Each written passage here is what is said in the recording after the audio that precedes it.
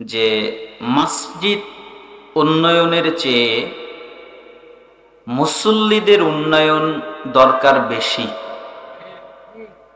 কারণ মসজিদ অনেক, মসজিদের ফ্লোরগুলো, দেয়ালগুলো চকচক চকচক করে, আর মসজিদে যারা সালাত আদায় করে তাদের ঈমান একদম নড়বড়ে। রাসূল সাল্লাল্লাহু আলাইহি ওয়াসাল্লামের সময় মসজিদ ছিল কাঁচা, তার ভিতরে যারা সালাত আদায় করতেন তাদের ঈমান ছিল বড্ড পাকা। আর আজকের যুগের মসজিদগুলো পাকা, যারা সালাত আদায় করে তাদের ঈমান খুবই কাঁচা। আল্লাহ সুবহানাহু ওয়া তাআলা আমাদেরকে বুঝার তৌফিক দান করুন। আপনারা জানেন, অবগতিতে আছেন, এটা একটা জ্ঞানের মজলিস। কিসের মজলিস? জ্ঞানের। এই জায়গায় আসতে হয় জ্ঞান অর্জন করার জন্য। কেন বলেন? কেন?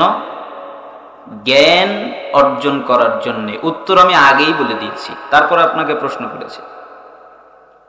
এরকম নয় যে ডাইরেক্ট প্রশ্ন করলাম পারবেন না, এজন্য আমি আগেই বলে দিয়েছি যে এখানে আসতে হয় জ্ঞান অর্জন করার জন্য। বলেন কেন আসতে হয়? জ্ঞান অর্জন। অন্য কোনো নিয়তে, অন্য কোনো আশায়, অন্য কোনো কারণে এখানে আসা হারাম। নেকি হবে না, গুনাহ হবে। এই জন্য সবচেয়ে গুরুত্বপূর্ণ কাজ হচ্ছে জ্ঞান অর্জন করার আগে নিয়তকে পরিশুদ্ধ করা, সঠিক করা, যে আমি আসলাম কেন। আপনারা যারা জ্ঞান অর্জন করেন তাদের মর্যাদা আল্লাহর কাছে অনেক বেশি। কত বেশি? রাসূল সাল্লাল্লাহু আলাইহি ওয়াসাল্লাম বলেন, মিশকাত 204 এবং 212 নম্বর হাদিস, মান সালাকা তরিকান ইয়ালতামিসু ফীহি ইলমান সালাকাল্লাহু লাহু বিহি তরিকান মিন তুরুকিল জান্নাহ। যে ব্যক্তি জ্ঞান অর্জন করার জন্য, ইলম অর্জন করার জন্য, কোরআন এবং হাদিস জানার জন্য কোনো জায়গায় যায়, আল্লাহ এর বিনিময়ে তার জান্নাতের পথকে সহজ, সরল, সঠিক করে দেয়।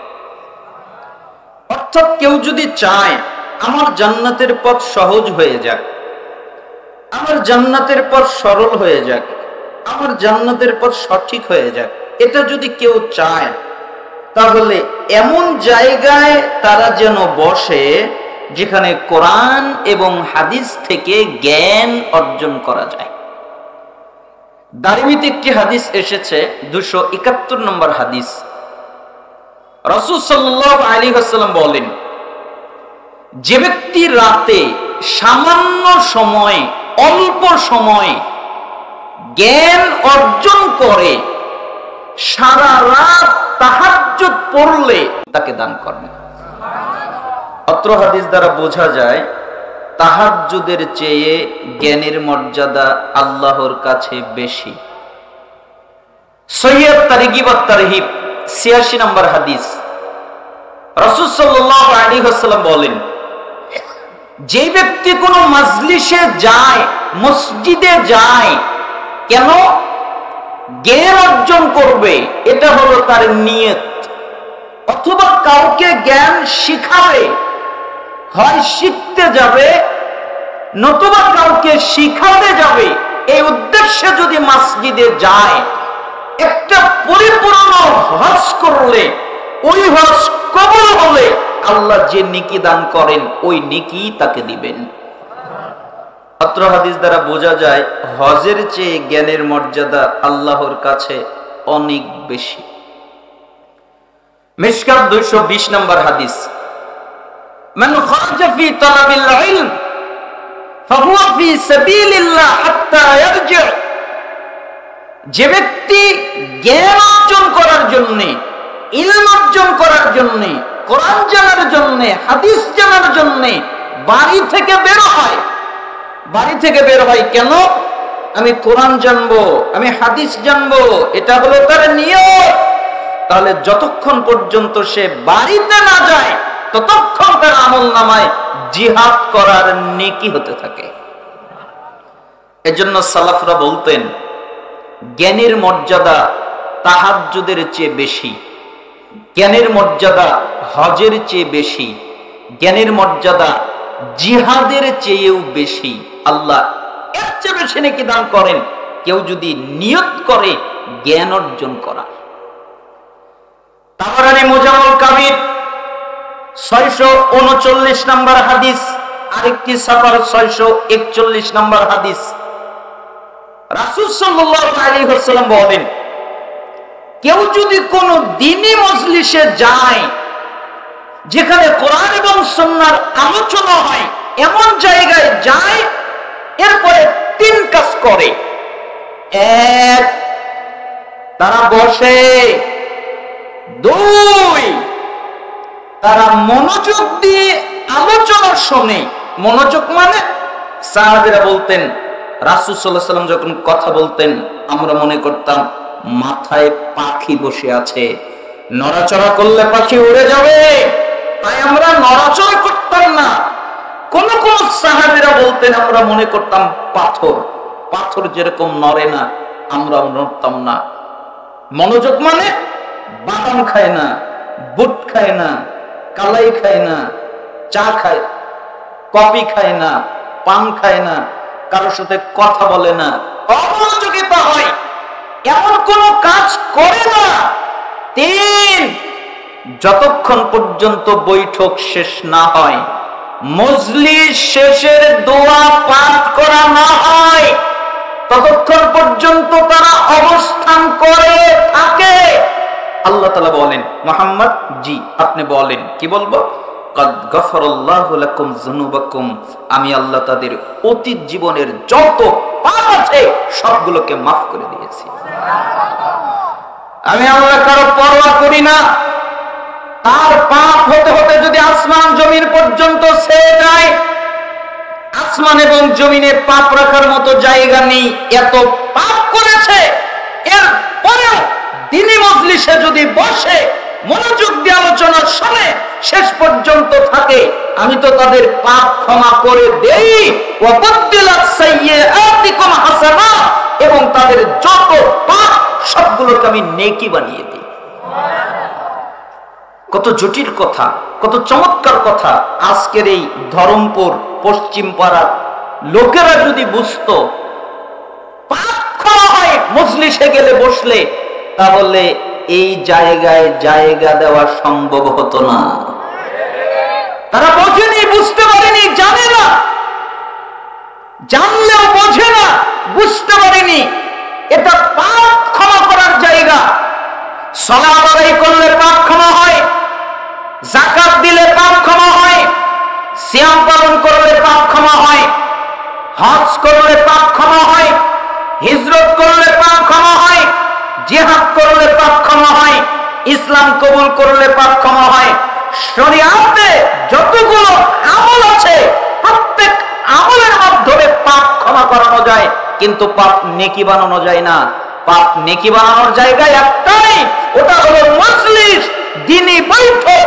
এখানে বসলে পাপ ক্ষমা হয় এবং যত পাপ সবগুলো আল্লাহর নেকিতে পরিণত করে নেয়। এই জন্য আপনাদেরকে অনুরোধ করব, আমার আলোচনা পুরুষ নারী উভয়ের জন্য একই। মা বোনেরা মনে করিয়েন না যে আলাদা ওয়াজ হবে। মা বোনেরা মনে করেছে যে আলাদা ওয়াজ মানে পর্দার ওয়াজ। না, আলাদা না, পর্দার ওয়াজও সবারই, খালি আপনাদের নয়। পুরুষেরাও পর্দা করবে, নারীরাও পর্দা করবে, দুজনেরই বিধান আছে। স্বামীর খেদমত করার ব্যাপারে বলতে হয়, স্বামীর খেদমত স্ত্রীরা করবে, এটা ঠিক আছে, তবে স্বামীও স্ত্রীর হক আদায় করবে, এটাও রয়েছে প্রযোজ্য, উভয়ই রয়েছে। এই জন্য কোরআন এবং হাদিসে যা আছে আপনারা পুরুষ নারীরা মনে করবেন এটা আমার জন্যই আলাদা নয়।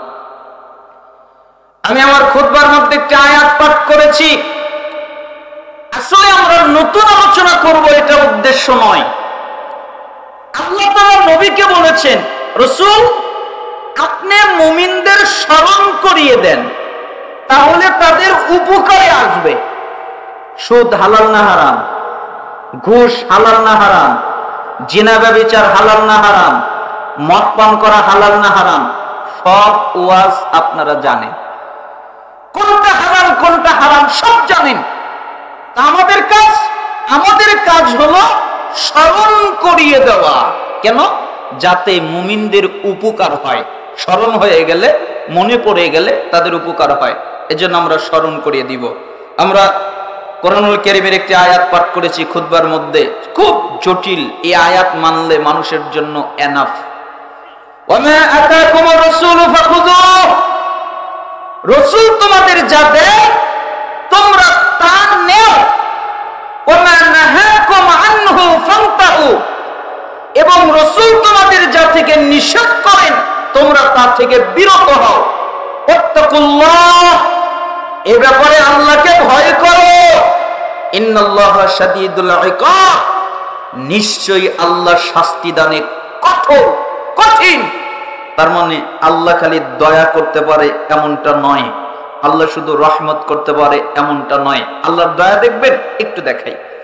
একটা লোক আল্লাহ তাআলা জাহান্নাম থেকে বের করবেন, বের করার পরে লোকটাকে বলবেন, যাও আমি তোমাকে মাফ করে দিলাম, আমি তোমাকে ক্ষমা করে দিলাম, আজকে তোমার উপরে আমি সন্তুষ্ট হয়ে গেলাম, আর কোনোদিন তোমার উপরে রাগ করব না, আর কোনোদিন তোমাকে শাস্তি দিব না, আর কোনোদিন তোমার উপরে আমি বেজার হব না, যাও আমার জান্নাতে প্রবেশ করো।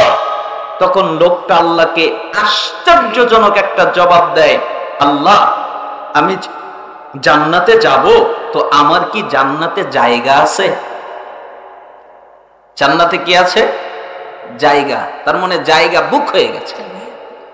আমি তো শেষ লোক, আমার পরে তো আর কেউ জান্নাতে যাবে না, তো সবাই তো মনে হয় জান্নাত বুক করে ফেলেছে, তা আমি কোথায় থাকবো? আল্লাহ তাআলা বলেন, তোমার দেশে কি রাজা বাদশা ছিল? জি আল্লাহ ছিল। আচ্ছা রাজার রাজত্ব কত বড়? অনেক বড়। আচ্ছা যাও, তোমার রাজার রাজত্ব যত বড়, আমি আল্লাহ তোমাকে তত বড় জান্নাত দান করলাম। তুমি কি খুশি হয়ে গেছো? আল্লাহ আমি খুশি হয়ে গেছি। শোনো, তোমাকে রাজার রাজত্ব দেব, তার ডাবল দেব, তাকে জোড়া করলে যা হয় তার ডাবল দেব, তাকে জোড়া করলে যা হয় তার ডাবল দেব, তাকে একসাথে করলে যা হয় তার ডাবল দেব। লোকটা বলছেন, আল্লাহ আর লাগবে না, যথেষ্ট, আমি খুশি। সালাফরা বলতেন, লোকটা যদি আল্লাহকে না ঠেকাতো, আল্লাহ খালি বলেই যেত। যেহেতু লোকটা ঠেকিয়ে ফেলেছে, তখন আল্লাহ থেমে গেলেন। তারপরে আর একটা বাক্য বললেন, তোমাকে তো তা দিলাম, তার আরো 10 গুণ দিলাম। তুমি খুশি? আল্লাহ আমি খুশি হয়ে গেছি। আল্লাহ একটা কথা বললি, বলো, আমি তো সবচেয়ে কম নিয়ামত প্রাপ্ত, সবচেয়ে ছোট জান্নাতের অধিকারী, তো আমার জান্নাতে যদি এত বিশাল হয়, আমার নিয়ামত যদি এত বিশাল হয়, তাহলে আপনার নেককার পরহেজগার বান্দা যারা, তাদের জান্নাত কেমন তাকে আমাকে বলা যাবে? আল্লাহ তাআলা বলেন, আমার নেককার পরহেজগার বান্দাদের জন্য যে জান্নাত তৈরি করে রেখেছি, ওই জান্নাতের বৃক্ষ গাছপালা আমি আল্লাহ নিজের হাত দিয়ে সাজিয়েছি। আমি নিজের মতো করে তৈরি করেছি, নিজের মতো করে সাজিয়েছি। কোন চোখ দেখেনি, কোন কান শোনেনি, কোন অন্তর পরিকল্পনা করতে পারিনি। জিবরাইল জান্নাত দেখে আসো, তার মানে জিবরাইল আলাইহিস সালাম জান্নাত দেখেছেন, ওটা দেখেননি। মুহাম্মদ সাল্লাল্লাহু আলাইহি সাল্লাম জান্নাত দেখেছেন, ওটা দেখেননি, ওটা কোনো চোখ দেখেনি। এত নিয়ামতপূর্ণ জান্নাত। তখন একজন সাহাবী লাফ মেরে উঠল আর রাসূলকে বললেন, আল্লাহর নবী, আল্লাহর নবী, মনে হয় জান্নাতটা আপনাদের নবীদের জন্য, তাই না? তখন রাসূল সাল্লাল্লাহু আলাইহি ওয়াসাল্লাম বললেন, না, আল্লাহর কিছু বান্দা আছে যারা আল্লাহকে দেখেনি, আল্লাহর ইবাদত করে, আল্লাহর আদেশ পালন করে, আল্লাহর নিষেধ পালন করে। আমার কিছু উম্মত আছে আমাকে দেখেনি, আমার আদেশ পালন করে, আমার নির্দেশ শুনে আমি যা নিষেধ করেছি তা ত্যাগ করে তাদের মধ্যে থেকে ওই জান্নাতে প্রবেশ করবে। তার মানে আল্লাহর দয়া কত! ওই আল্লাহ বলছেন আল্লাহকে ভয় করো, তিনি শাস্তি দানে কঠিন। খালি দয়া করতে পারে তা নয়, তিনি কঠিন শাস্তিও দিতে পারেন। অতএব আল্লাহর শাস্তিকে ভয় করে রাসূল যা বলেন তা পালন করো, রাসূল যা নিষেধ করেন তা ত্যাগ করো। এজন্য আমি বলি পৃথিবীর মানুষের সার্বিক জীবনের সফলতার একমাত্র দায়িত্ব কাজ হলো রাসূলের আনুগত্য করা। কেউ যদি সফলতা চায়, কেউ যদি জান্নাত চায়, কেউ যদি আল্লাহর ভালোবাসা চায়, কেউ যদি হেদায়েত চায়, কেউ যদি সফলতা চায়, তাহলে যে কোনো মূল্যে তাকে রাসূলের আনুগত্য করতে হবে। রাসূলের আনুগত্য ছাড়া সফলতা পাওয়া যায় না। আপনি কি চান? সূরা আলে ইমরান খোলেন, 31 নম্বর আয়াত পড়েন। আল্লাহ তাআলা বলেন, কুল, নবী আপনি বলেন, ইন কুনতুম তুহিব্বুনাল্লাহ, তোমরা যদি দাবি করো আমরা আল্লাহকে ভালোবাসি, এই দাবিতে যদি দাবিদার হও, ফাত্তাবিউনি, তাহলে আমার ইত্তেবা করো, আমার অনুসরণ করো। ইউহিব্বুকুমুল্লাহ, তাহলে আল্লাহ তোমাদের ভালোবাসবেন। ওয়া ইয়াগফির লাকুম যুনুবাকুম, এবং তোমরা যত পাপ করেছো আল্লাহ সবগুলো মাফ করে দিবেন। তার মানে রাসূলের আনুগত্য করলে আল্লাহর ভালোবাসা পাওয়া যায়, রাসূলের আনুগত্য করলে পাপ থেকে ক্ষমা পাওয়া যায়। সূরা নূর খোলেন, 52 নম্বর আয়াত, ওয়া মান ইউতিল্লাহ ওয়া রাসূলাহু ওয়া ইয়াখশাল্লাহ ওয়া ইয়াত্তাকিহি ফাউলাইকা হুমুল ফাইজুন, যে ব্যক্তি আল্লাহর আনুগত্য করে, আল্লাহর আদেশ নিষেধ পালন করে, রাসূলের আনুগত্য করে, রাসূলের আদেশ নিষেধ পালন করে, আল্লাহকে ভয় করে, কিভাবে আমি সুদ খেতে পারি, কিভাবে আমি ঘুষ খেতে পারি, কিভাবে আমি জিনা করতে পারি, কিভাবে আমি ব্যভিচার করতে পারি, কিভাবে আমি নিষিদ্ধ দ্রব্য পান করতে পারি, কিভাবে আমি শিরিক করতে পারি, আল্লাহকে ভয় করে, তাকওয়া অবলম্বন করে, পাপ থেকে বেঁচে চলে, ফাউলাইকা হুমুল ফাইজুন, এরা হলো সফল কাম। সফল কাম যারা, তাদের একটা গুণ হলো তারা রাসূলের আনুগত্য করে। সূরা আরাফ খোলেন, সূরা নিসা 13 নম্বর আয়াত দেখেন, সূরা আলে ইমরান 15 নম্বর আয়াত দেখেন, সূরা ফাত 17 নম্বর আয়াত দেখেন। যারা রাসূলের আনুগত্য করে আল্লাহ তাআলা তাদের এমন জান্নাত দেবেন, পায়ের নিচ দিয়ে নদী প্রবাহিত হবে। পায়ের নিচ দিয়ে কি প্রবাহিত হবে? নদী প্রবাহিত হবে। কেন? তারা রাসূলের আনুগত্য করত। সূরা আরাফ খোলেন, 158 নম্বর আয়াত, فآمنوا بالله ورسوله النبي الأمي الذي يؤمن بالله وكلماته واتبعوه لعلكم تهتدون, তোমরা ঈমান আনো আল্লাহর প্রতি, আল্লাহর বার্তাবাহক উম্মি নবীর প্রতি। কেন? যে নবী আল্লাহর প্রতি ঈমান এনেছেন, আল্লাহ যে কিতাব নাজিল করেছেন ওই কিতাবের প্রতি ঈমান এনেছেন, তোমরা ওই নবীর আনুগত্য করো, ওই নবীর ইত্তেবা করো, ওই নবীর অনুসরণ করো, লাআল্লাকুম তাহতাদুন, তাহলে তোমরা হিদায়াত প্রাপ্ত হবে, আল্লাহ তোমাদের হিদায়াত দান করবেন। কার আনুগত্য করলে? রাসূলের আনুগত্য করলে। এখান থেকে কিন্তু 5টা জিনিস পেয়ে গেছি। কয়টা জিনিস? 5টা। দেখেন গুণী। 1, আল্লাহর ভালোবাসা, 2, হিদায়াত, 3, পাপ থেকে ক্ষমা, 4, সফলতা, 5, জান্নাত। আবার দেখেন, 1, আল্লাহর ভালোবাসা, 2, হিদায়াত, 3, পাপ থেকে ক্ষমা, 4, সফলতা, 5, জান্নাত। কার আনুগত্য করলে? রাসূলের আনুগত্য করলে। 5টা তো অনেক বেশি। আমি তো বলি এই 5টার একটা যদি কোনো মানুষ পেয়ে যায় তাহলে সেই হলো ভাগ্যবান। কিভাবে? আল্লাহর ভালোবাসা যদি পায় আর কিছু লাগে, অথবা হিদায়াত যদি পায় আর কিছু লাগে, অথবা পাপ থেকে যদি ক্ষমা পায় আর কিছু লাগে, অথবা সফলতা যদি পায় আর কিছু লাগে, অথবা জান্নাত যদি পায় আর কিছু লাগে, যে কোনো একটা পেলেই এনাফ। অথচ আল্লাহ তাআলা কতগুলো উদাহরণ দিলেন রাসূলের আনুগত্য করলে এগুলো পাওয়া যাবে। এজন্য আপনার আমার জীবনের সার্বিক কাজ হচ্ছে যে কোনো মূল্যে রাসূলের আনুগত্য করা। পারবেন না? আল্লাহ তাআলা আমাদের কবুল করুন। আবু দাউদের 4607 নম্বর হাদিস, তিরমিজি 2676 নম্বর হাদিস, ইবনে মাজার 42 নম্বর হাদিস, ইবনে হিব্বানের 5 নম্বর হাদিস, সহিহ তারগিব ওয়া তারহিবের 37 নম্বর হাদিস।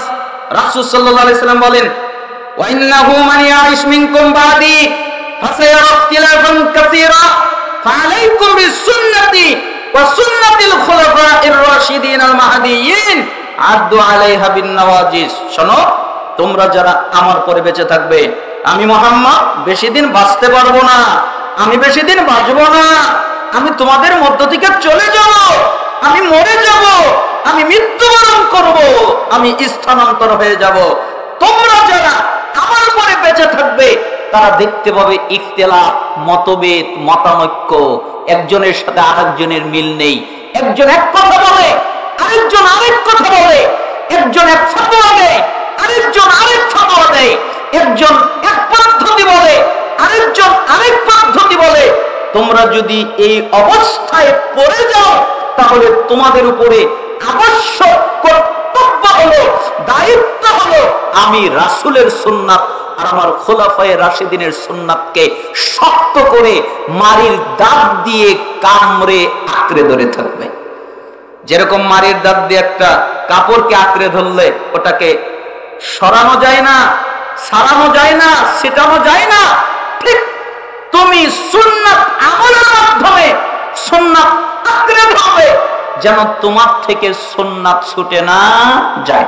এজন্য এই ধরমপুর পশ্চিমপাড়া এই ইমান ও আমলের উন্নয়ন কল্প ইসলামী জালসার ময়দান থেকে আমরা ঘোষণা দিতে চাই যে প্রয়োজনে আমরা ফাঁসির মঞ্চে ঝুলতে রাজি আছি, ফাঁসির মঞ্চে ঝোলার জন্য আমরা প্রস্তুত আছি, বুলেট বোমার আঘাত খাওয়ার জন্য প্রস্তুত আছি, তবে রাসূলের সুন্নাত ত্যাগ করার জন্য আমরা প্রস্তুত নাই।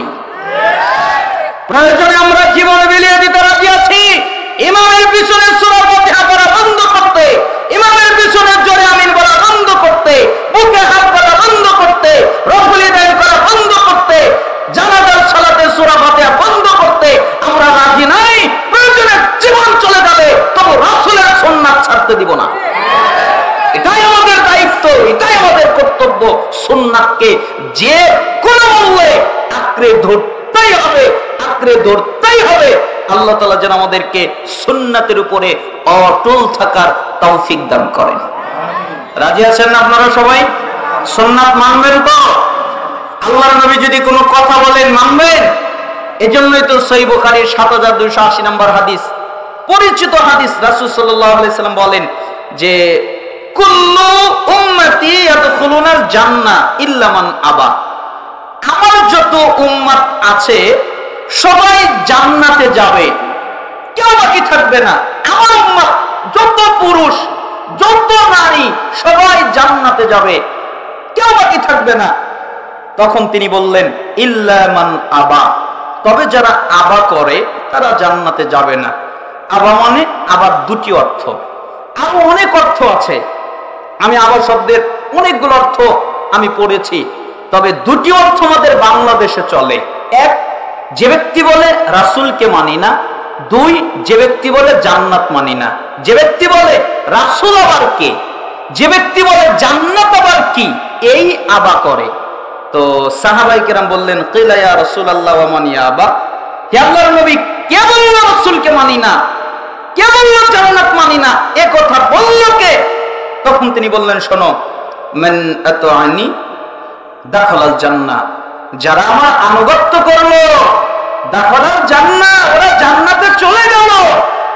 আমি নবী যা বললাম এগুলো যারা পালন করলো, যে পুরুষ নারী আমি রাসূলের কথা শুনলো, দাখালাল জান্নাহ, ওরা জান্নাতে চলে গেল। ওমান আসানি ফাকাত আবা, আর আমি যা নিষেধ করলাম এগুলো করো না, এটা হারাম, যারা আমার নিষেধকে ওভারটেক করলো ওরাই আবা করলো, ওরাই আমাকে অস্বীকার করলো, ওরা জান্নাতে যাবে না। আমি বলেছি সুদ খেলো না, ও খেলো কেন? আমি নবীকে মানে না তাই আমি বলেছি ঘুষ খেলো না, ও খেলো কেন? আমি নবীকে মানে না তাই আমি বলেছি জিনা ব্যভিচার করো না, ও করে কেন? আমি নবীকে মানে না তাই আমি বলেছি নিষেধাজ্ঞ দ্রব্য পান করো না, ও করে কেন? আমি নবীকে মানে না তাই আমি বলেছি গীবত করো না, আমি বলেছি মিথ্যা বলো না, আমি বলেছি শিরিক করো না, আমি বলেছি বিদআত করো না, এর পরিবার করে কেন? আমি নবীকে মানি না তাই যারা আমি নবীকে মানে না, আমি নবীর কথা শুনে না, ওরা আবার অন্তর্ভুক্ত, ওরা জান্নাতে যাবে না। এজন্য একজন সালাফ বলতেন যে পৃথিবীর মানুষেরা কথার মাধ্যমে রাসূলকে মানে, কিন্তু কাজের মাধ্যমে রাসূলকে মানে না। কথার মাধ্যমে রাসূলকে খুব মানে, আপনি কি রাসূলকে মানেন? বলে কি আপনি কি রাসূলের জন্য জীবন দিতে পারবেন? বলে কি আমি সবার আগে দিতে পারবো। কিন্তু যদি বলা হয় তাহলে রাসূলের জন্য দাড়িটা ছেড়ে দেন, রাসূলের জন্য সালাত আদায় করেন, রাসূলের জন্য শিরিক বন্ধ করেন, রাসূলের জন্য সুদ ছাড়েন, রাসূলের জন্য ঘুষ ছাড়েন, তখন আর পারে না। এই জন্য কর্মের মাধ্যমে সে পারে না, কিন্তু কথার মাধ্যমে পারে। তো রাসূল যদি কিছু বাক্য বলেন সাল্লাল্লাহু আলাইহি সাল্লাম, আপনারা শুনবেন, রাজি আছেন? আপনাদের প্রস্তুত করলাম। আজকে আমার সংক্ষিপ্ত আলোচনার বিষয় হচ্ছে কিয়ামতের পূর্বের ফিতনা। কিয়ামতের পূর্বে পৃথিবীতে অনেকগুলো ফিতনা ফাসাদ দেখা যাবে, অনেকগুলো ফিতনা ঘটবে। তার ভিতর থেকে জরুরি পর্যায়ের সংক্ষিপ্তভাবে কয়েকটি ফিতনা উল্লেখযোগ্য আপনাদের সামনে উল্লেখ করব। এরপরে আল্লাহ তাআলা তৌফিক দিলে দুই একটা হাদিস নসিহতমূলক ভাবে আপনাদের সামনে অনুবাদ করে আলোচনা শেষ করে দিব। এই 4 ফেব্রুয়ারির মধ্যেই দোয়া পড়ে বৈঠক শেষ করে আপনারা যাবেন, তাহলে আল্লাহ তাআলা আপনাদেরকে মর্যাদা দিবেন, পাপ ক্ষমা করবেন, পাপগুলো নেকি বানাবেন। এ কথা আল্লাহ নিজেই বলেছেন। কিয়ামতের পূর্বের ফিতনা, কিয়ামতের পূর্বে যতগুলো ফিতনা ফাসাদ দেখা যাবে তার একটা জরুরি ফিতনা হচ্ছে প্রত্যেক পরবর্তী যুগ আগের যুগের চেয়ে খারাপ হবে। অর্থাৎ 2024 সাল যেমন ছিল 2500 আরো খারাপ হবে, 25 সাল যেমন থাকবে 26 সাল আরো খারাপ হবে, 26 সাল যেমন থাকবে 30 সাল আরো খারাপ হবে। রাসূল সাল্লাল্লাহু আলাইহি সাল্লামের সাহাবী জুবাইর ইবনে আদি তিনি একদিন আনাস ইবনে মালিক রাসূল সাল্লাল্লাহু আলাইহি সাল্লামের সাহাবীকে জিজ্ঞেস করলেন, আনাস ইবনে মালিক, জি হাজ্জাজ বিন ইউসুফ আমাদের উপরে জুলুম করে, আমাদের উপরে অত্যাচার করে, আমাদের উপরে নির্যাতন করে, পৃথিবীতে যত শাসক এসেছে আবু বকর সিদ্দিক রাদিয়াল্লাহু আনহু, ওমর ইবনুল খাত্তাব রাদিয়াল্লাহু আনহু, ওসমান রাদিয়াল্লাহু আনহু, আলী রাদিয়াল্লাহু আনহু, ওমর ইবনে আব্দুল আজিজ রাহিমাহুল্লাহ, ইনারা ছাড়া যত শাসক পৃথিবীতে এসেছে অধিকাংশ শাসক মানুষের উপরে জুলুম আর অত্যাচার করেছে। এটা শাসকদের খাসলত, এটা তাদের চরিত্র। শাসক হলেই সে মানুষের উপরে জুলুম করেছে, অত্যাচার করেছে।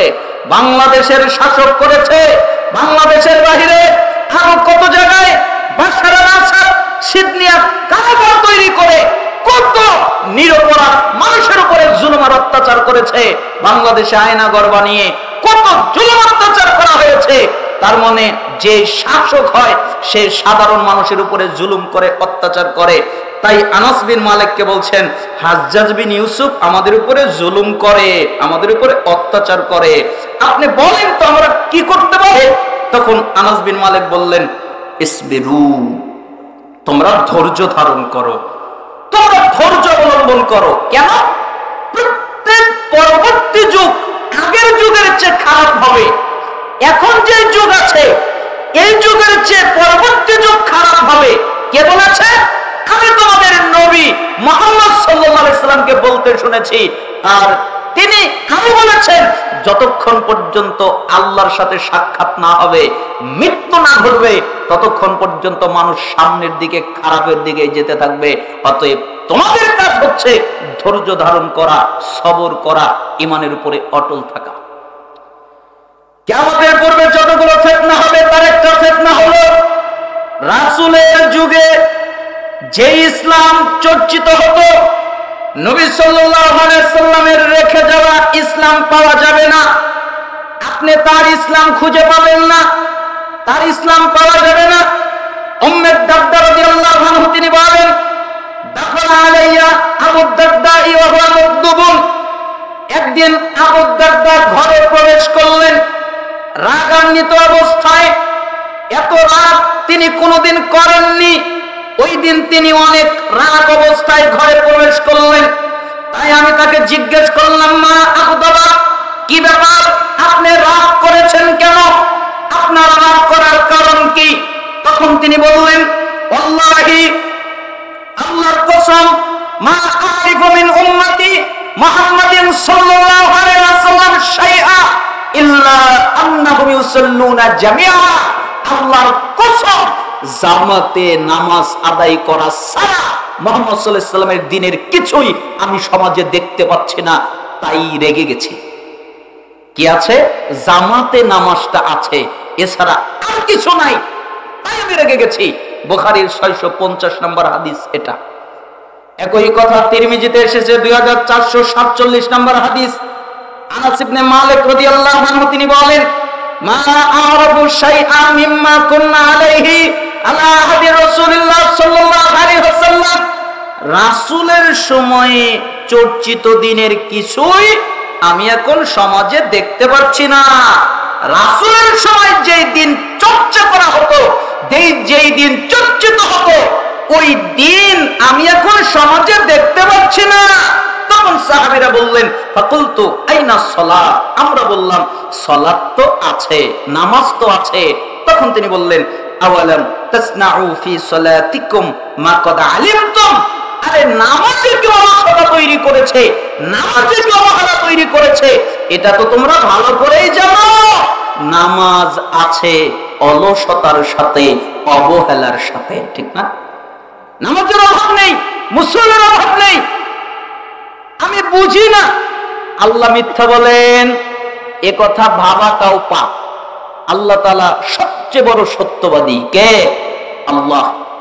আল্লাহ বলছেন, ইন্নাস সালাতা তানহা আনিল ফাহশাই ওয়াল মুনকার।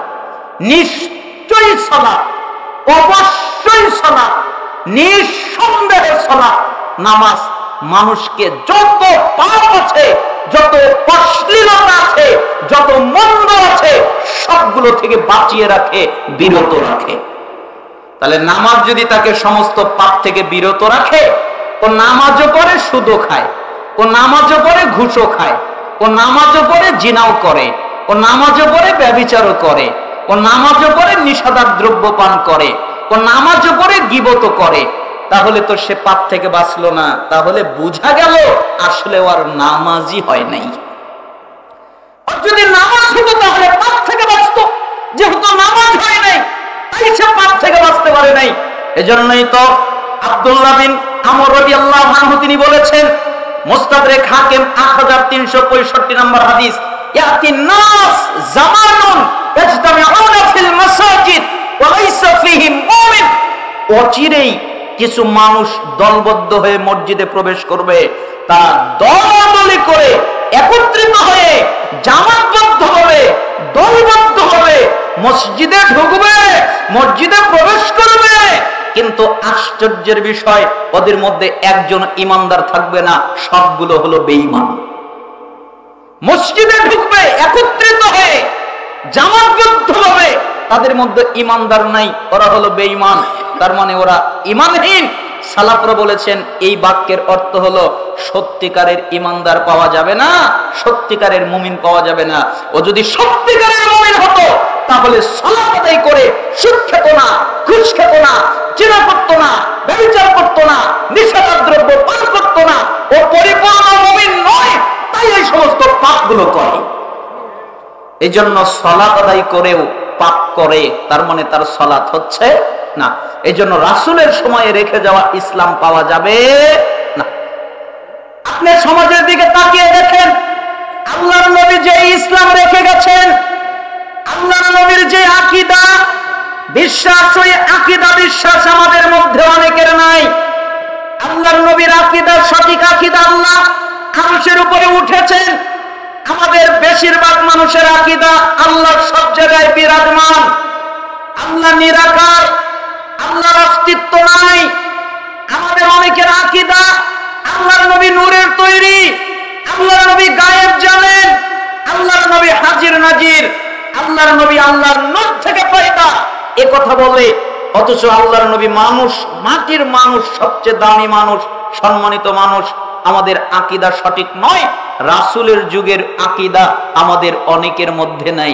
আমরা নাই যারা আহলে হাদিস, তারা নাই আকীদা সঠিক আছে, কিন্তু এর বাহিরে বাংলাদেশে সবগুলোই অন্য দলের লোক, তাদের অধিকাংশ আকীদা সঠিক নয়। রাসূলের মতো সালাত নেই, তিনি যেভাবে সালাত আদায় করেছেন ওইভাবে সালাত আদায় হয় না। রাসূলের মতো যাকাত নেই, তিনি যেভাবে যাকাত দিয়েছেন ওইভাবে যাকাত হয় না। এরা যাকাত টাকা দেওয়ার পরিবর্তে, অর্থ দেওয়ার পরিবর্তে, সম্পদ দেওয়ার পরিবর্তে এরা ওই কিছু কম দামি শাড়ি কিনে দেয় যাকাত। আর যেখানে ফিতরা দিতে হয় খাদ্য দিয়ে, ওইখানে দেয় হলো টাকা। মানে উল্টে গেছে। রাসূলের যুগের মতো ফিতরা নেই, রাসূলের যুগের মতো সিয়াম নেই। সিয়াম ইফতার করার ক্ষেত্রে টাইম হয়ে যায়, তারপরেও সতর্কতার জন্য আরো 3 মিনিট পরে করে, ইহুদি খ্রিস্টানদের মতো করে। অথচ রাসূল সাল্লাল্লাহু আলাইহি ওয়াসাল্লাম বলেছেন, আমার উম্মত ততদিন কল্যাণে থাকবে যতদিন তারা টাইম হওয়ার সাথে সাথে ইফতার করবে, তারা ততদিন কল্যাণের মধ্যে থাকবে। আমাদের দেশের অধিকাংশ মানুষ টাইম হওয়ার পরে আরো অতিরিক্ত 3 মিনিট পরে ইফতার করে। তার মানে রাসূলের জমায়ের সিয়াম নেই, তার মতো হজ নেই।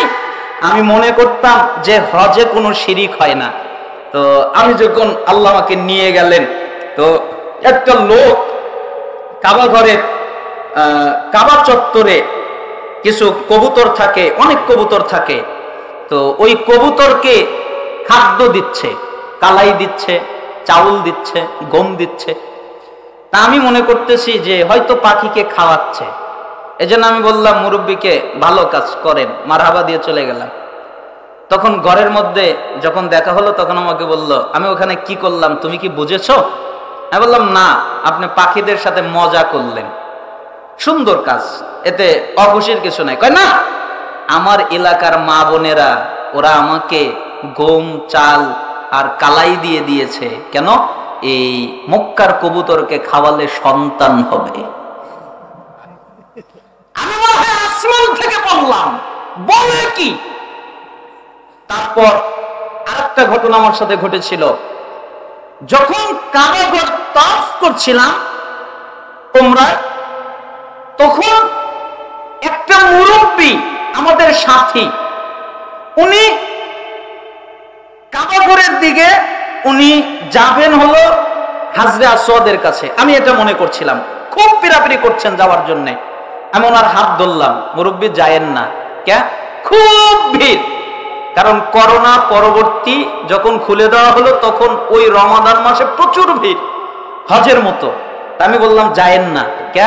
ওই বড় বড় দেখেন না লোক, আপনাকে একদম মিশে ফেলবে মাটির সাথে। কই না, আমি যাবই। তখন আমি বললাম, না, এর আবেগকে নষ্ট করা যাবে না, যান দাদু, আপনি যান।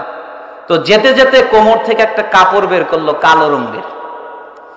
আমি বললাম, কি ব্যাপার, সাদা কাপড়ের মধ্যে আবার কালো কাপড় আসলো কোথায় থেকে? লোক সংখ্যা বেড়ে গেল, তাই তাকে আর কিছু বলতে পারলাম না।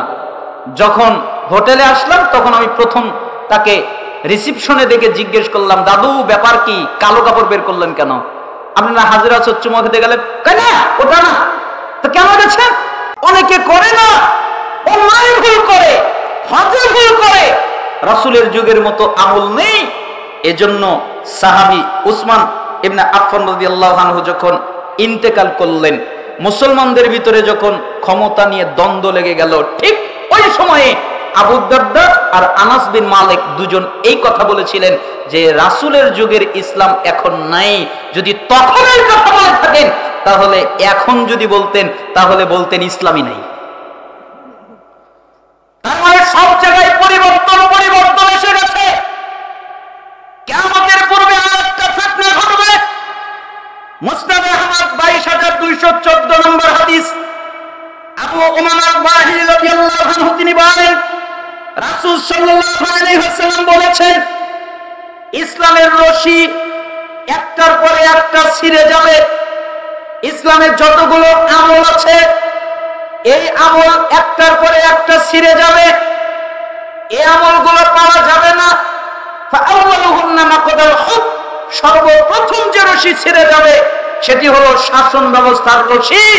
পৃথিবীতে শাসন ব্যবস্থা পাওয়া যাবে না, হকপন্থী ন্যায়পন্থী শাসক পাওয়া যাবে না, প্রকৃত শাসন ব্যবস্থা পাওয়া যাবে না। শাসন ব্যবস্থা হবে জোরজার, মুল্লুকতা, ক্ষমতাজার, সমাবেশ ক্ষমতাজার, তার পার্লামেন্টার ক্ষমতাজার, চেয়ারটা গদিটা ক্ষমতার উপরে চলবে। রাজনীতি এমন হয়ে যাবে মার কাট হয়ে যাবে, যে যাকে মারতে পারবে, যে যত বেশি ক্ষমতা দেখাতে পারবে সে হবে রাজা, সে হবে সরকার। এরকম ঘটে যাবে, শাসন ব্যবস্থা থাকবে না, এটা চলে যাবে। আর এরপরে যেটা চলে যাবে সেটা হলো নামাজ। নামাজি লোক পাওয়া যাবে না। আপনাদের দুর্গাপুর এই ধরমপুরের সমস্ত মানুষ মনে হয় নামাজি, তাই না? বেনামাজি নাই? জোরে বলেন আছে না নাই? বাংলাদেশ, আমি আশ্চর্য হই, কয় 93% মুসলমানের দেশ, আর গণনা করলে 93%-এর 90% হলো বেনামাজি। আমি তো বেশি করে বলি নাই, কম করে বলছি, গুনলে আরো বেশি হবে। সবগুলো অধিকাংশই বেনামাজি। এজন্য সুদাইস হাফিজাহুল্লাহ অনেকদিন আগে খুতবা দিতে গিয়ে বলেছিলেন বাংলাদেশ ওটা তো ভৌগোলিক মুসলমানদের দেশ, তার মানে এটা খাতনা করিয়েছে তাই মুসলমান, ইমানের বলে বলি আর নয়। এই জন্য কিয়ামতের পূর্বে আরেকটা ফিতনা ঘটবে, নামাজি পাওয়া যাবে না, অধিকাংশ লোক হবে বেনামাজি। আচ্ছা, আপনারা কি জানেন যারা নামাজ পড়ে না ওরা মুসলমান না কাফের? আর জোরে বলেন মুসলমান না কাফের? কাফের। ওদের কোন ইসলামের জায়গা নেই। ওয়ালা তাতরুকুন্না সালাতান মাকতুবাতান মুতাআম্মিদান ফাইন্না মান তারাকা সালাতান মাকতুবাতান মুতাআম্মিদান ফাকাদ বারিয়াত মিনহু জিম্মাতুল্লাহ। আল্লাহর নবী বললেন তোমরা ইচ্ছা করে সালাত ছেড়ে দিও না, ইচ্ছা করে নামাজ ছেড়ে দিও না, ইচ্ছা করে সালাত বর্জন করো না। যারা ইচ্ছা করে সালাত ছেড়ে দেয়, ইচ্ছা করে নামাজ ছেড়ে দেয়, আল্লাহ তাদের উপর থেকে আল্লাহর দেওয়া দায়িত্ব উঠিয়ে নেয়। তাদের উপরে আল্লাহর কোনো দায়িত্ব থাকে না। আরেক হাদিসে এসেছে আল্লাহর নবীর দায়িত্ব থাকে না। আরেক হাদিসে এসেছে আল্লাহর দ্বীনের দায়িত্ব থাকে না। যারা সালাত আদায় করে না ওরা আল্লাহ থেকে মুক্ত, ওরা আল্লাহর নবী থেকে মুক্ত, ওরা আল্লাহর দ্বীন থেকে মুক্ত। আর ওদের পরিচয়, আমরা ওদের ইহুদি বলি না, আমরা ওদের খ্রিস্টান বলি না, আমরা ওদের আর কিছু বলি না। আমরা এটাই বলি যেটা আল্লাহর নবী বলেছেন, ওরা হলো কাফের, ওরা হলো মুশরিক। দলিল কোরআনের সূরা তাওবার 5 নম্বর আয়াত পড়েন, 11 নম্বর আয়াত পড়েন। আল্লাহ তাআলা বলেছেন যারা সালাত আদায় করে ওরা তোমাদের দ্বীনি ভাই, যারা সালাত আদায় করে না ওরা তোমাদের দ্বীনি ভাই নয়। মুসলিম খোলেন 82 নম্বর হাদিস, ইন্না বাইনার রাজুল ওয়া বাইনাশ শিরক ওয়াল কুফর তারকুস সালাহ। নিশ্চয় একটা ব্যক্তি, একটা কাফের, একটা মুশরিক, এদের মধ্যে পার্থক্য নামাজ। যারা নামাজ পড়ে ওরা ঈমানদার, যারা সালাত আদায় করে ওরা ঈমানদার, যারা সালাত নামাজ পড়ে না ওরা হলো কাফের, ওরা হলো মুশরিক। তিরমিজি 2618 নম্বর হাদিস, বাইনাল কুফরি ওয়াল ঈমান তারকুস সালাহ। নিশ্চয় একটা ঈমানদার আর একটা কাফের, এদের মধ্যে পার্থক্য সালাত। যারা সালাত আদায় করে ওরা ঈমানদার, যারা সালাত আদায় করে না ওরা কাফের। তিরমিজি 2621 নম্বর হাদিস, আল আহদুল্লাযী বাইনানা বাইনাহুমুস সালাহ ফামান তারাকাহা ফাকাদ কাফার। আমাদের মধ্যে তাদের মধ্যে, আমরা যারা ঈমানদার তারা যারা কাফের, আমরা যারা ঈমানদার তারা যারা কাফের, এই দুই দলের মধ্যে পার্থক্য নামাজ। যারা নামাজ ছেড়ে দিল ওরা কাফের হয়ে গেল। ইবনে মাজাহ 1080 নম্বর হাদিস, লাইসা বাইনাল আবদ ওয়াশ শিরক ইল্লা তারকুস সালাহ। নিশ্চয়ই একটা কাফের, একটা মুশরিক, আল্লাহর একটা বান্দা, নামাজ, যারা সালাত ছেড়ে দিল, যারা নামাজ ছেড়ে দিল, ওরা শিরিক করলো। নামাজ ছেড়ে দিলে ওরা কি করলো? শিরিক, মুশরিক। তার মানে ওরা মুসলিম নয়, ওরা ইমানদার নয়। এ ব্যাপারে আমার 19টা হাদিস মুখস্থ আছে ব্রেনের মধ্যে। তো এখান থেকে আমি আপনাকে 4টা বললাম, এর দ্বারাই আপনি বুঝে যান যারা সালাত আদায় করে না ওরা মুসলমান নয়। এটা রাসূলের ফতোয়া। কার ফতোয়া? রাসূলের। সাহাবীরা কি ফতোয়া দিতেন? আলী রাদিয়াল্লাহু আনহু তিনি বলেন, মাল্লাম ইউসাল্লি ফাহুয়া কাফিরুন, যারা সালাত আদায় করে না এরা হলো কাফের। আব্দুল্লাহ বিন মাসউদ রাদিয়াল্লাহু আনহু তিনি বলেন, মান তারাকাস সালাত ফালা দীন লাহু, যারা সালাত আদায় করে না এদের দ্বীন ধর্ম নাই। আবু দারদা রাদিয়াল্লাহু আনহু তিনি বলেন, লা ঈমানা লিমান লা সালাত লাহু, ওই ব্যক্তির ঈমান নেই যে ব্যক্তি সালাত আদায় করে না। আর অন্য একজন সাহাবী ওমর ইবনুল খাত্তাব, এর ঘটনাটা ভিন্ন রকম। ভিন্ন রকম কেন বললাম? একটা ঘাতক চেষ্টা করছে কিভাবে ওমরকে মারা যায়, কিভাবে ওমরকে হত্যা করা যায়। সে ওমরকে হত্যা করবে, ওমরকে মারবে। তো কোনো উপায় পাচ্ছিল না। তো শয়তান মানুষের বেশ ধারণ করে আসলো। এরপরে লোকটার কাছে গিয়ে বলল, তুমি কি ওমরকে হত্যা করতে চাও? আপনি কিভাবে জানলেন? হ্যাঁ, আমি তো চাই। তাহলে আমার কথা শোনো, তাহলে তুমি হত্যা করতে পারবে। কি শুনতে হবে? তুমি যদি ওমরকে মারতে চাও, পারবে না। পারবো না, ওটা তো আমিও জানি। আর কি হবে তাই বলেন। তাহলে তোমাকে 2টি কাজ করতে হবে। 2টি কাজ মানে, এক, তাকে নামাজে মারতে হবে। কোথায় মারতে হবে? নামাজে, সালাতে। কেন? সালাতের মধ্যে তার মনোযোগ বেশি থাকে। এজন্য তুমি যদি তাকে সালাতে মারো তাহলে মারতে পারবে, এছাড়া তুমি তাকে মারতে পারবে না। 2 নাম্বার, কোন সালাতে মারবা না, শুধু ফজরের সালাতে মারবা। কোন সালাতে? ফজর। কেন?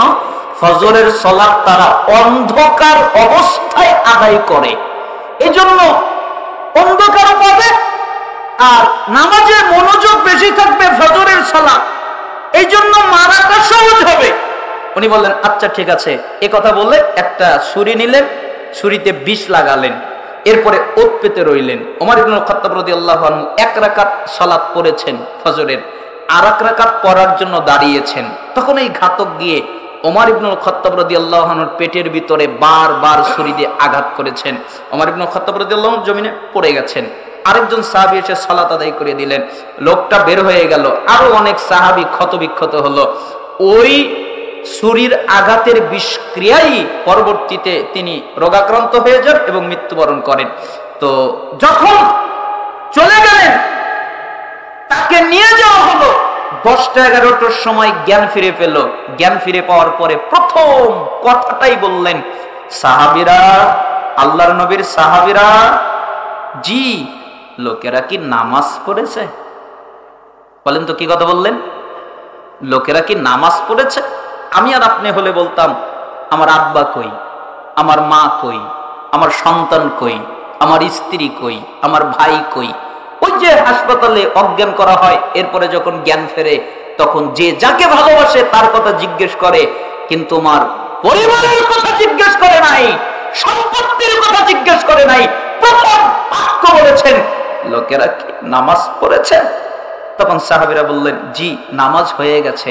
তখন উমর বলছেন, হ্যাঁ উমর, কি হবে তোমার? তোমার কি হবে?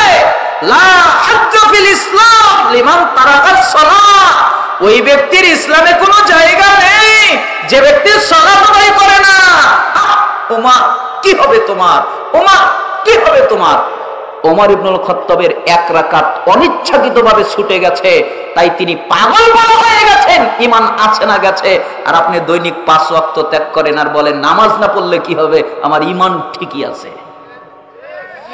আপনার ঈমান কি? ওমরের ঈমান কি? ওমর মানে যেই ওমর কাবা ঘরের পাশ দিয়ে হাঁটছিল, দেখেন আল্লাহর নবী সালাত আদায় করছিলেন, কোরআন তেলাওয়াত করছিলেন, ওমর থমকে গেলেন, দাঁড়িয়ে গেলেন। আল্লাহর নবী কোরআন তেলাওয়াত করছিলেন, সূরা হাক্কা তেলাওয়াত করছিলেন। তাই ওমর বলে ফেললেন, এটা বুঝি কোনো কবির কবিতা? আল্লাহর নবী তেলাওয়াত করলেন, এটা কোনো কবির কবিতা নয়। অনেকক্ষণ পরে ওমর আবার বললেন, এটা বুঝি তাহলে মানব রচিত কোনো কিতাব? আল্লাহর নবী বললেন, এটা মানব রচিত কিতাব নয়। ওমর চলে গেলেন, আশ্চর্য হলেন, কিরকম আমি যা বলি তাই বলে, এ কথা বলে চলে গেলেন। কিছুদিন পর একটা খোলা তরবারি নিয়ে মুহাম্মদ সাল্লাল্লাহু আলাইহি সাল্লামের দিকে উদ্গ্রীব হয়ে এগিয়ে আসছেন। একটা লোক তাকে থামিয়ে দিলেন, এই ওমর, কি যাও? কোথায়? কোথায় যাই বলে? মুহাম্মাদের দেহ থেকে মাথাটা কল্লা আলাদা করে দেওয়ার জন্য যাচ্ছি। কেন যাচ্ছ? আরে মুহাম্মদ আমাদের দেবদেবীদের নিন্দা করে, বদনাম করে, তাদের দোষ ত্রুটি বর্ণনা করে, তারা নাকি ত্রুটিযুক্ত, তারা নাকি সত্যিকার ইলাহ নয়, এ কথা তারা বলে। তাদের কাছে নাকি কিছু চাওয়া যাবে না, তাই মুহাম্মাদের শরীর থেকে আমি মাথাটাকে দ্বিখণ্ডিত করার জন্য যাচ্ছি। লোকটা বললেন, শোনো, তুমি যদি মুহাম্মদকে মারো, তার কি সম্প্রদায়ের লোক তোমাকে ছেড়ে দেবে? কয়, আমি ওটা জানি না, আমি মুহাম্মদকে হত্যা করার জন্য যাচ্ছি। তখন লোকটা বললেন, আরে মুহাম্মদের কাছে গিয়ে কি হবে? তোমার বোন ফাতেমা, তোমার বোনের স্বামী, তারাই তো ইসলাম গ্রহণ করেছে, তুমি কি করতে পেরেছো? আমাদের গায়ে কাটা লেগে গেলেন। বলে কি, আমার বোন ইসলাম গ্রহণ করেছে? মানে তুমি যদি সত্য কথা বলো তাহলে বেঁচে গেলে, আর তুমি যদি মিথ্যা বলো তোমার সাথে আমার বুঝ পড়া আছে। একথা বলে ওমর ঘুরে গেলেন। ঘুরে বোনের বাড়িতে গিয়ে দরজায় দেখলেন কে যেন ঘরের ভিতর থেকে তেলাওয়াত করছে। তাই দরজায় নক করলেন, দরজাটা খুলে গেল। এরপরে বললেন, বোন স্বামী বের হয়ে আসলো, এই তোমাদের ঘরে কি যেন শুনতে পারলাম? তেমন কিছু নয়। আচ্ছা, তোমরা কি দিন ত্যাগ করেছো? তখন বোনের স্বামী বললেন, আমাদের দিনের চাইতে কারো দিনে যদি সঠিক থাকে তাহলে গ্রহণ করাতে অসুবিধা কি? একথা বলতেই ওমর একবারে পিটতে পিটতে একবার মাটিতে শুয়ে ফেলে দিয়েছেন। বোন তার স্বামীকে ঠেকাবার জন্য এসেছে, বোনকে পিটতে পিটতে একবারে মুখের রক্ত সব বের করে ফেলেছেন, মুখ দিয়ে রক্ত ছিটকে বেড়েছে। মাটিতে তাকে রেখে মাথার উপরে পা দিয়ে ওমর বলছেন, বল মুহাম্মদের দিন ত্যাগ করবি কিনা বল। কিছুদিন আগে আল্লাহর নবী দোয়া করেছিলেন, আল্লাহ তুমি উমারকে না হলে আবু জাহেলকে, দুজনের একজনকে তুমি ইসলামের জন্য কবুল করো। তখন ওমর একটু অনুশোচনা করলেন, হায় হায় হায়, আমার বোনকে কেন মারি, লজ্জার ব্যাপার। হায় হায় হায়, আমার বোন স্বামীকে কেন মারি, লজ্জার ব্যাপার। আচ্ছা, তোমরা যেন কি পড়লে, আমাকে একটু দেওয়া যাবে? না, আপনাকে দেওয়া যাবে না। কেন? আপনি অপবিত্র। তো কি করতে হবে? গোসল করতে হবে। আচ্ছা ঠিক আছে, থাকো, আমি গোসল করে আসি। ওমর রাদিয়াল্লাহু আনহু গোসল করে আসলেন। ওমর গোসল করে আসলেন। এরপরে বললেন, দাও তো। তখন দিল। তিনি সূরা তাহা তেলাওয়াত করছিলেন আর চোখের পানি ছেড়ে দিয়ে বলছিলেন, এটা কোনো মানব রচিত কিতাব হতে পারে না, এটা কোনো কবির কবিতা হতে পারে না, এটা কোনো জাদুকরের জাদু হতে পারে না। তোমরা কি আমাকে মুহাম্মদের কাছে নিয়ে যাবে? আচ্ছা ঠিক আছে, চলেন। তরবারি হাতে করেই মুহাম্মদ সাল্লাল্লাহু আলাইহি ওয়াসাল্লামের কাছে চলে গেলেন। দরজায় গিয়ে নক করা হলো। ভিতর থেকে একজন সাহাবী উকি দিয়ে দেখলেন ওমর এসেছে, হাতে খোলা তরবারি। তখন সাহাবী ভয় পেয়ে গেলেন। এবার সমস্ত সাহাবীদেরকে বললেন, ওমর এসেছে। হামজা রাদিয়াল্লাহু আনহু 3 দিন আগে ইসলাম গ্রহণ করেছেন। তিনি বললেন, দরজা খুলে দাও। যদি ওমর কল্যাণ চায় আমরা তাকে কল্যাণ দেব, সে যদি ক্ষতি করতে চায় তার তরবারি দিয়ে তাকে শেষ করে দিব। যখন দরজা খুলে দেওয়া হলো তখন ওমর ঘরের মধ্যে প্রবেশ করলেন। আল্লাহ নবী সাল্লাল্লাহু আলাইহি ওয়াসাল্লাম ওমরের কলার ধরে টান দিয়ে বললেন, এই ওমর, তুমি কি আর ক্ষান্ত হবে না? তুমি কি আর বন্ধ করবে না? তখন ওমর বললেন, আশহাদু আল্লা ইলাহা ইল্লাল্লাহ ওয়া আশহাদু আন্না মুহাম্মাদান আবদুহু ওয়া রাসূলুহু ওয়া আন্নাকা রাসূলুল্লাহ। আমি সাক্ষ্য দিচ্ছি আল্লাহ ছাড়া সত্যিকার কোনো ইলাহ নেই, আপনি আল্লাহর রাসূল। এই কথা যখন বললেন ঘরের ভিতরে আল্লাহু আকবারের তাকবীরে ধ্বনিত হয়ে গেল। এরপর ওমর বললেন, আল্লাহর নবী, জি, আমরা কি সত্য দিনে না বাতিল দিনে? কেন আমরা বাতিল দিনে থাকবো? আমরা চূড়ান্ত সত্য দিনের উপরে আছি। তাহলে আমরা যদি সত্য দিনের উপরে থাকি দাওয়াত কেন গোপনে হবে? আমি ওমর ঘোষণা করলাম, আজ থেকে প্রকাশ্যে দাওয়াত হবে। হামজা রাদিয়াল্লাহু আনহু একদল নিয়ে বের হয়ে গেলেন, ওমর আরেক দল নিয়ে বের হয়ে গেলেন। ওই দিন থেকে তার উপাধি হলো ফারুক। ওমর প্রকাশ্যে দাওয়াত দেওয়া শুরু করলেন, এ হলো ওমর যার কারণে দাওয়াত প্রকাশ্য হলো এ হলো ওমর। সেই ওমর বলছেন, হায় হায় হায়, আমার কি হবে? তার ইসলামে কোনো জায়গা নেই যে ব্যক্তি সালাত আদায় করে না। আর আপনি প্রতিদিন 5 ওয়াক্ত, সপ্তাহে 35 ওয়াক্ত ত্যাগ করেন, আর বল করে বলেন নামাজ না পড়লে কি হবে, আমার ঈমান ঠিক আছে। আপনার উপরে ধিক। এজন্যই তাবি আব্দুল্লাহ বিন শাকির তিনি ইজমা বর্ণনা করে বলেছেন, কানা সাহাবু মুহাম্মদ সাল্লাল্লাহু আলাইহি ওয়াসাল্লাম লা ইয়ারাউনা শাইআন মিনাল আমাল তাকুহু কুফরুন গায়রা সালাহ। সাহাবীরা আমলের মধ্যে কোনো আমল ছেড়ে দেওয়াকে কুফরি মনে করতেন না, একমাত্র সালাত ছাড়া। কেউ যদি সালাত ছেড়ে দিত, সাহাবীরা তাদেরকে কাফের মনে করত। 2622 নম্বর হাদিস। অত্র হাদিস দ্বারা বোঝা যায়, অত্র বাক্য দ্বারা বোঝা যায়, রাসূলের ফতোয়া দ্বারা বোঝা যায়, সাহাবীদের ফতোয়া দ্বারা বোঝা যায়, তাবিঈদের ফতোয়া দ্বারা বোঝা যায়, ইমামদের ফতোয়া দ্বারা বোঝা যায়, যারা সালাত আদায় করে না তাদের পরিচয়, তারা পুরুষ হোক অথবা নারী হোক, তারা হলো কাফের, তারা হলো মুশরিক। ইসলামের সাথে তাদের কোনো সম্পর্ক নাই। অতএব যে কোনো মূল্যে সালাত আদায় করতেই হবে। এই জন্য সালাফরা ফতোয়া দিয়েছেন, যারা সালাত আদায় করে না তারা যদি মেয়েকে বিয়ে দেয়, বিয়ে হবে না। বাপ মেয়েকে বিয়ে দিয়েছে কিন্তু বিয়ে হয় নাই, কেন? বাপ বেনামাজি, বাপ সালাত আদায় করে না, তাই বাপ মেয়েকে বিয়ে দিতে পারে না, অনুমতি নাই। যেই ছেলে সালাত আদায় করে না ওই ছেলের সাথে বিবাহ দেওয়া হারাম, বিবাহ দেওয়া জায়েজ নয়। যত মানুষ বেনামাজি ছেলের সাথে বিবাহ দেবে তত মানুষ জিনার সুযোগ করে দিল। এখন আর নামাজি খোঁজে না, এখন খোঁজে কার চাকরির টাকা কত বেশি, তাই না? আর ওরা বলে বেড়ায় কি, একদম তাকওয়ার সাথে বলে। আমি এক লোককে জিজ্ঞেস করেছিলাম, আপনার ছেলে মেয়ে কয়জন? কয় আমার 3 জান্নাত। কয় জান্নাত? 3 জান্নাত। বোঝেন নাই? আপনাকে জিজ্ঞেস করলে আপনি বলবেন আমার 1টা জান্নাত, আমার 2টা জান্নাত, আমার 3টা জান্নাত, মানে আমার 1টা মেয়ে, আমার 2টা মেয়ে, 3টা মেয়ে। তো আমি ওই লোককে জিজ্ঞেস করেছিলাম, তা আপনার 3 জান্নাতের বড় জান্নাতের বিয়ে দিয়েছেন কোথায়? কয় না, বিয়ে এখনো কারো হয় নাই। তো বড় জান্নাত থাকে কোথায়? কয় ইংল্যান্ডে থাকে। মানে বড় জান্নাত ইংল্যান্ডে থাকে। ও মনে করেছে যে মেয়ে হলেই জান্নাত, আর কিছু লাগে না, আর কিছু লাগবে না, হলেই জান্নাত। মনে হয় জান্নাত মামুর বাড়ির কিছু, যে মেয়ে হলেই জান্নাত। আপনি হাদিস বুঝলেন না কেন? আপনি শরীয়ত বুঝলেন না কেন? আপনি আদব কায়দা বুঝলেন না কেন?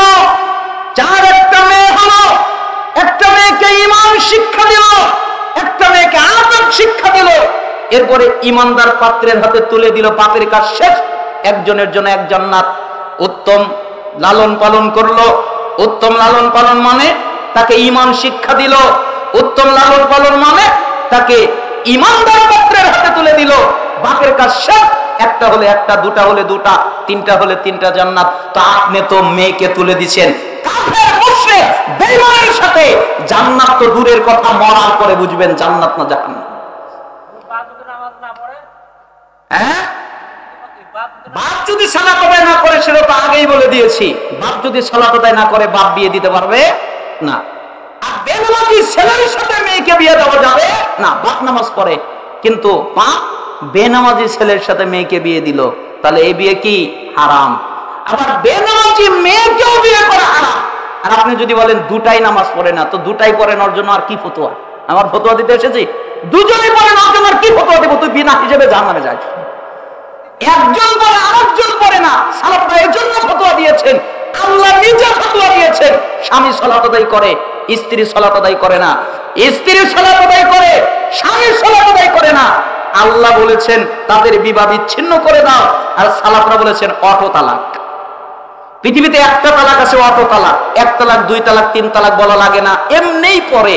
ওটা হলো স্বামী যদি সালাত আদায় করে, স্ত্রী যদি না করে। স্ত্রী যদি সালাত আদায় করে, স্বামী যদি না করে, তাহলে অটো তালাক হয়ে যায়। এমনি তালাক, অটো তালাক, অটোমেটিক তালাক। স্বামী পড়বে, স্ত্রী পড়বে না, এরকম হতে পারে না। স্ত্রী পড়বে, স্বামী পড়বে না, এরকম হতে পারে না। 2জনই যদি না পড়ে ভিন্ন কথা, তাদের জন্য ফতোয়া নেই। কিন্তু একজন পড়বে আর একজন পড়বে না, এরকম হবে না। তাহলে আল্লাহ তাদের আলাদা করে দিতে বলেছেন। দলিল সূরা মুমতাহিনা 10 নম্বর আয়াত। সময়ের স্বল্পতায় নাম্বার বলে গেলাম, কোরআন খুলে পড়ে দেখেন। শুধু তাই নয়, যারা সালাত আদায় করে না তাদের কোনো জানাজা নেই, তাদের কেউ জানাজা পড়তে পারবে না। যত মানুষ তাদের জানাজা পড়বে তত মানুষ পাপিতে গণ্য হবে। কেন বেনামাজির জানাজা পড়বে?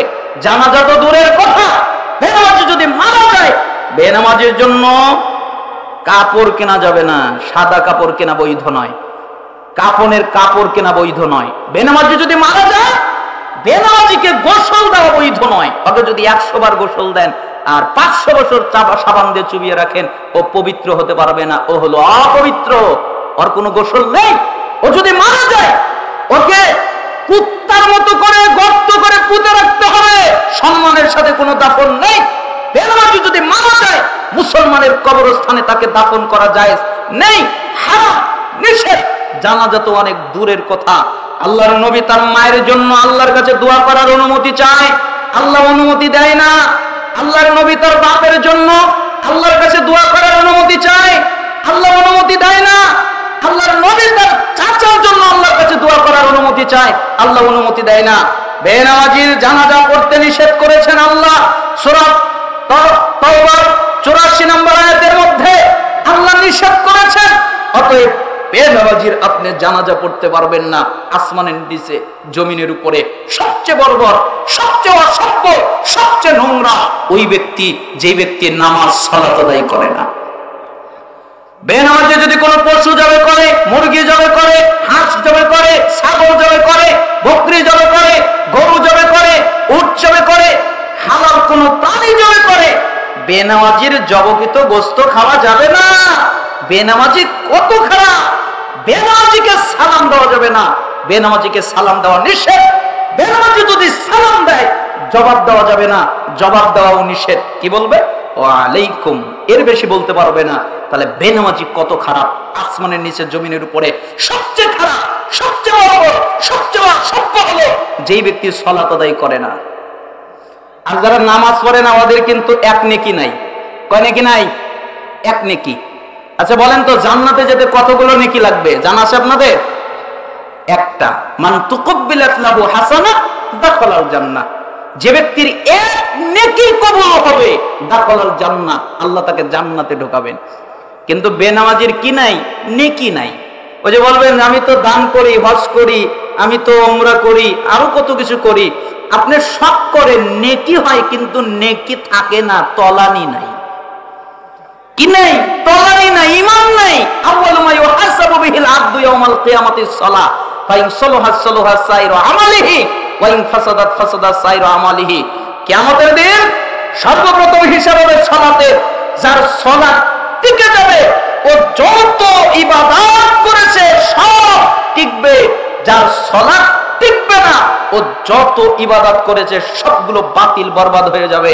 তার মানে সালাত, নামাজ আছে, সব আছে, নামাজ নাই, কিচ্ছু নাই। আপনারা কি বুঝলেন? নামাজ পড়তে হবে না, না পড়লেও চলবে? এতদিন যা করছেন ওটা না। আজ থেকে নতুন অঙ্গীকার নেন। কারা কারা নামাজ পড়বেন দুই হাত উঁচু করে দেখান। লিল্লাহি তাকবীর। আল্লাহকে বলেন, হে আল্লাহ, আমরা আর সালাত ছেড়ে দিব না, আমরা আর নামাজ ছেড়ে দিব না। আল্লাহ তাআলা আপনাদের কবুল করুন। যুবক ভাই, আপনারা ভালো কাজ করেন, খুব সুন্দর কাজ। তবে আপনাদের জন্য সবচেয়ে জরুরি কাজ হচ্ছে যে কোনো মূল্যে সালাত আদায় করা। সালাত আদায় করার জন্য পবিত্রতা লাগে।